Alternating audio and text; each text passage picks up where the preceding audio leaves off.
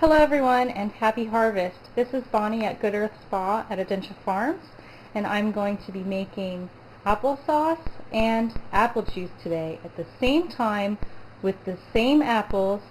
It's about as efficient as you can use apples. I mean, this is the way to do it. You're going to save time. You're going to get two products out of one produce. So what you need is a steam juicer. This is the tool I'm going to be using for peeling and coring and slicing my apples.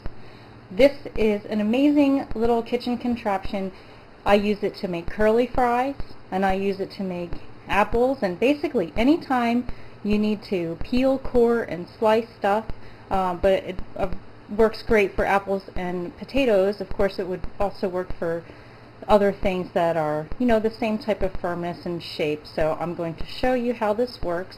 And then now, before choosing your apple peeler, which one you buy, there's two different kinds. You want to pay close attention. One of them is a suction base. I like the suction base because I don't really have a good counter for the other type, and I don't have the other type to show you, but this is a suction base, and it is really, really on there. The other one would be, like a vice grip. So it would go on the counter like this. Now my counters don't stick out far enough. It's not an island actually, but I have like a peninsula type countertop. That one would work on that one, except that I'm too short to really comfortably use it there. So I like the suction base, and it works on a lot of different, as long as you have a smooth kitchen. It won't work, if you have the tiles where it has the grout in between, unless it fits on one tile. But you just want to be aware of which one you're buying, because the vice grip one is cheaper, but I like the suction base better. And also, the cool thing about this little gadget is that if you don't want it sliced, this is the slicing blade. You just set it like this. I do want mine sliced because I don't want applesauce with skin in it. So this is what I'm going to do. You just turn the crank like this.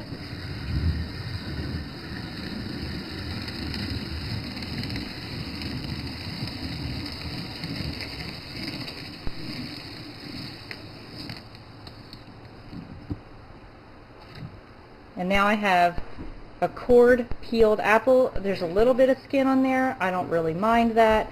That's fine with me. And then I'm going to take them and I'm going to put them in the steam juicer. I've got a bunch of chickens who are really going to enjoy these scraps. So now I'm just going to cap this and bring the bottom to a boil and let it do its steamy thing. And then it will run off the juice.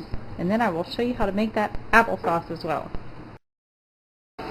So the first thing that you're going to get out of all of this is going to be the juice. Your steam juicer should have came with a little clamp like this, so you just want to make sure that you release the juice periodically to make sure that it doesn't build up and get into the bottom, the boiling container.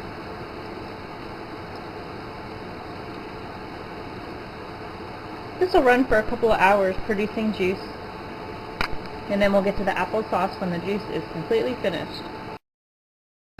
Now I've separated all of the juice out of the apples.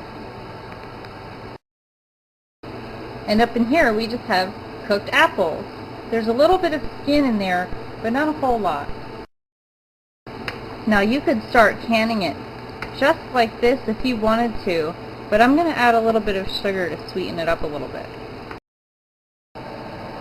I recommend organic. Okay, so I'm just going to add some sugar.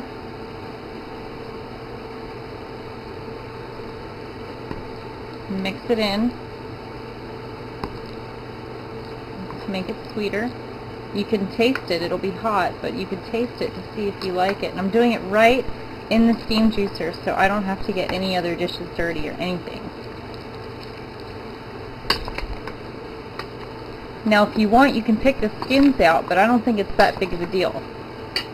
The applesauce is a little bit chunky. That's okay with me, but if you don't want it as chunky, you can take a stick blender and blend it up and make it into a smaller, finer texture. You could also run it through a food mill. I'm not doing that because it takes a lot of time. I'd rather just do it this way. You want to put all your applesauce in jars and also your juice. So for 1 box of apples, I get this much stuff. 3 quarts of juice, 5 pints of applesauce, plus a full quart and an almost full quart of applesauce. Time to can them. I didn't film it, but I wiped each rim to make sure that they were all clean and free of sticky food item or anything else. So these are canning lids. They need to be heated in boiling water for 1 minute before they're put onto the can, and then you put the ring on. And then when we get them all done, we're going to can them. Now you can use a separate container to do them all at once, but I just use my water bath canner, and I put them right in there on the rack with my magnetic thing, just because, and I do them one at a time, and you could do them faster in a container, but I don't like waiting for more water to boil, and I already have this going. So that's how I do it, but you can do them all at once. This is my last jar. I'm doing applesauce first. Applesauce needs to process for 20 minutes in a water bath canner.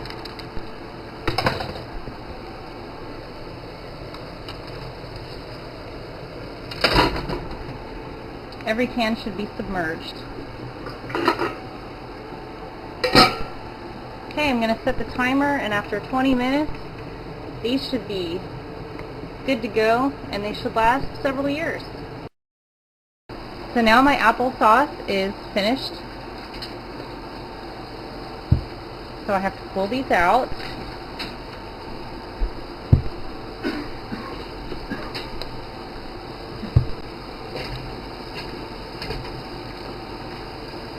And the juice has to process for 10 minutes, so I have to put the juice right on in.